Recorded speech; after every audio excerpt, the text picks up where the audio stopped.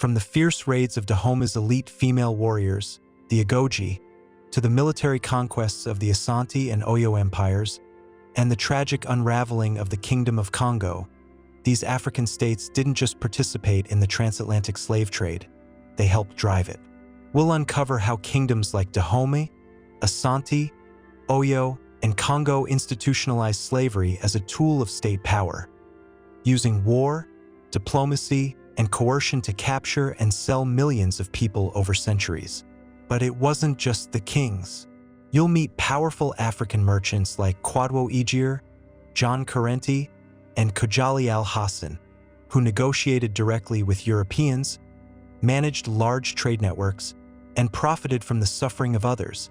This is not just history, it's a story about power, choices, and consequences that still echo today.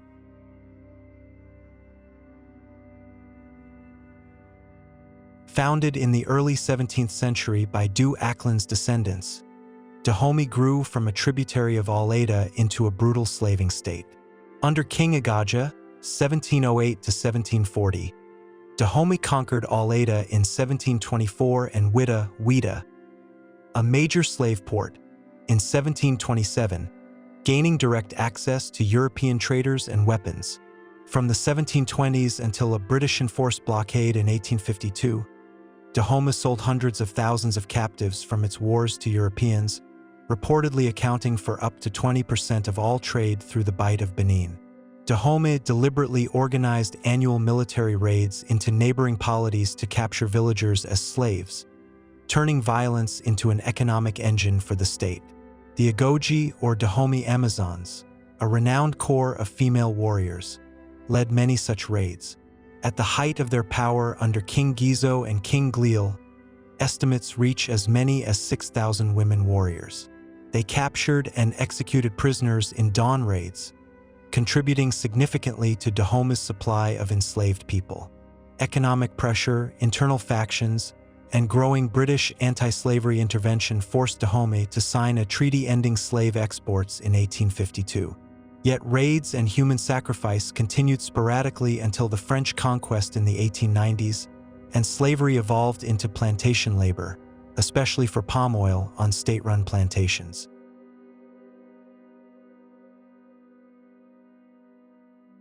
The Asante Empire built its strength through centralized political structures, symbolic unity, the Golden Stool, and a formidable military.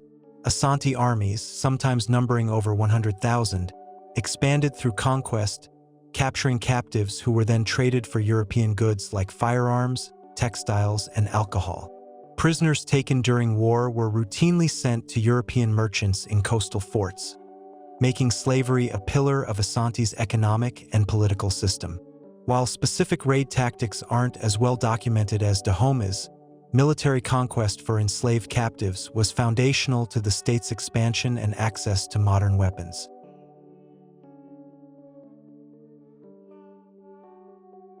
The Oyo Empire rose in the late 17th century, centered on a powerful cavalry force.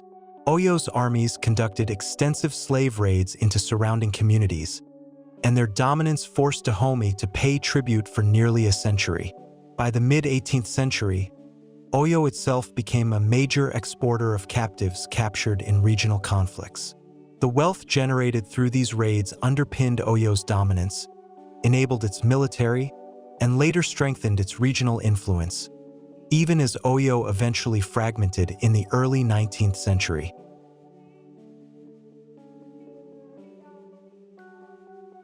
Under King Afonso I, reigned early 16th century, Congo expanded through military campaigns to absorb neighboring lands. Captives from these wars were enslaved and sold, with many transferred to Portuguese traders in São Tomé or used as tribute for trade goods and educational opportunities. Though Afonso attempted to regulate the trade, prohibiting the export of Congo-born freemen and condemning kidnappings, Congolese nobles increasingly bypassed royal law, enslaving and exporting freeborn people for profit. Afonso appealed to the Portuguese crown in protest but could not fully restrain the erosion of royal control over slave exports. Civil wars, especially the Congo Civil War, (1665 to 1709), further devastated the kingdom and drove widespread enslaving of captives. The siege and destruction of São Salvador led to many people being sold into the Atlantic slave system.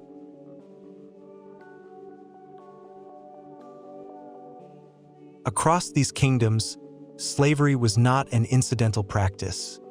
It was a state-sponsored institution, entwined with geopolitics, economy, and warfare. Military raids served both as territorial expansion and as mechanisms for capturing and selling human beings. European demand for slaves fueled militarization, while revenues from trade underpinned elite power. Despite occasional resistance to the trade, such as Afonso's reforms in Congo or factional political pressure in Dahomey, the structures of slavery became central to each kingdom's rise and eventual downfall. Colonial powers later exploited internal political fractures, contributing to the demise of Dahomey, Oyo, and Kongo by the late 19th century.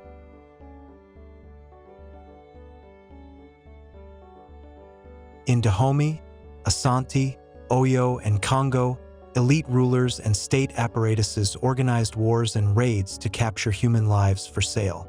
Dahomey's Amazons, Asante's massive armies, Oyo's cavalry raids, and Kongo's war diplomacy all served an economic system based on enslaving and selling captives to European traders. While some rulers attempted to curb abuses, overall these kingdoms played instrumental and deliberate roles in perpetuating the transatlantic slave trade, exacting a deadly toll on millions across centuries. This history underscores a painful truth. African participation in the slave trade was not incidental or coerced. It was institutional and intentional.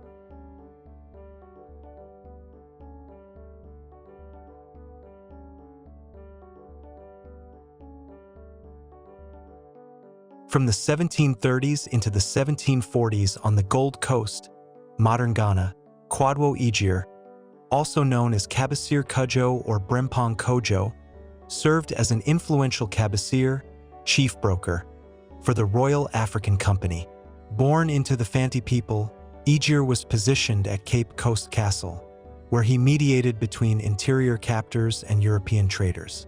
His authority enabled him to organize and tax slave shipments, making him one of the most powerful African figures in 18th century coastal trade. Through his influence, he helped shape both commerce and diplomacy in the British Fanti zone, effectively becoming the de facto ruler in the area. Ejir facilitated the transatlantic shipment of interior captives, often war captives or debt slaves, and monetized the trade via commissions and European-supplied goods. His position highlights how African actors managed and profited from human trafficking as part of colonial commerce and political patronage.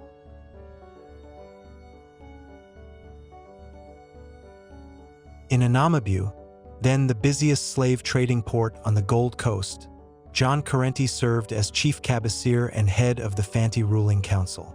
He was the primary supplier of enslaved people to European traders across British, French, Portuguese, Dutch, and Swedish forts. His son, William Ansa Sesaraku, became famous both for his lineage and a dramatic personal story intertwined with the slave trade.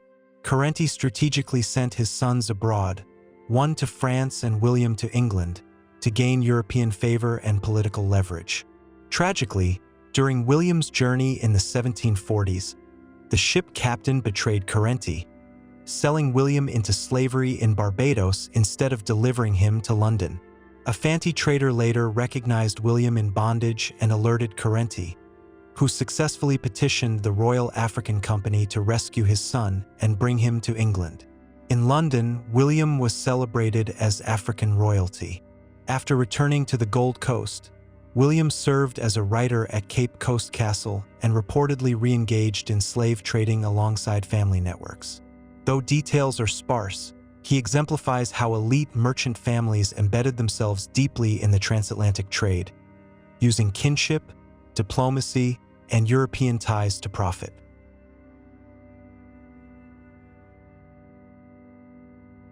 Operating on the Ethiopia-Sudan frontier, Kajali al-Hassan, the Sheikh of Belashangul, became notorious during the early 1900s for brokering large-scale slave raids across the borderline.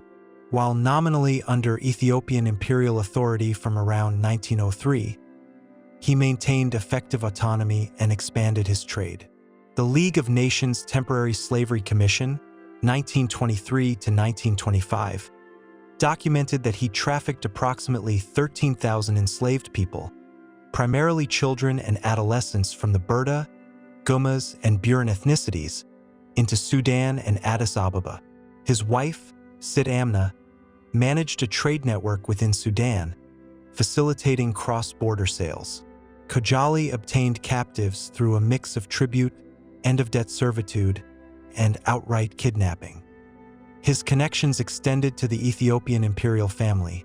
Reports suggest an order was placed for 600 children sold to Empress Menon in 1927, though official claims later suggested they were freed. Regardless, Kojali's operations reveal how local power structures colluded in both local and global slavery even into the 20th century.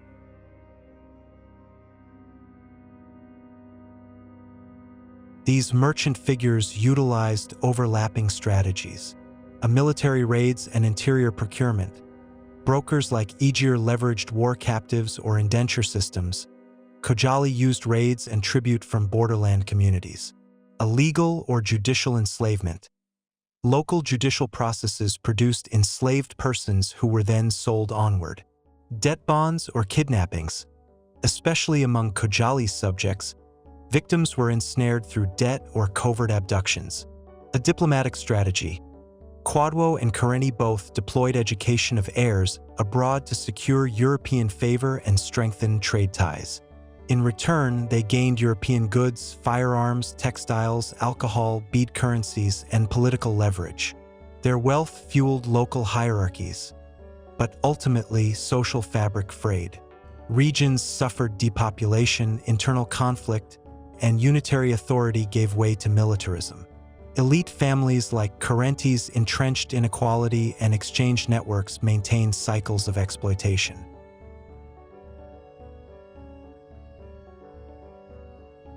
The stories of Kwadwo Aegir, John Karenti's family, and Kojali al-Hassan illustrate how African elites, including merchant princes, actively orchestrated slave supply to European buyers, often leveraging local power, diplomacy, and transcontinental connections. Their activities span centuries and scales, from the Gold Coast in the 18th century to the Ethiopia-Sudan frontier in the 20th. These individuals underscore a painful historical truth.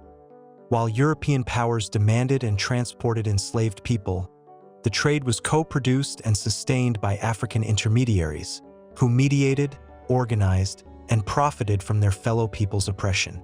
The consequences were vast: disrupted societies, fractured identities, and legacies still resonant across African diasporas.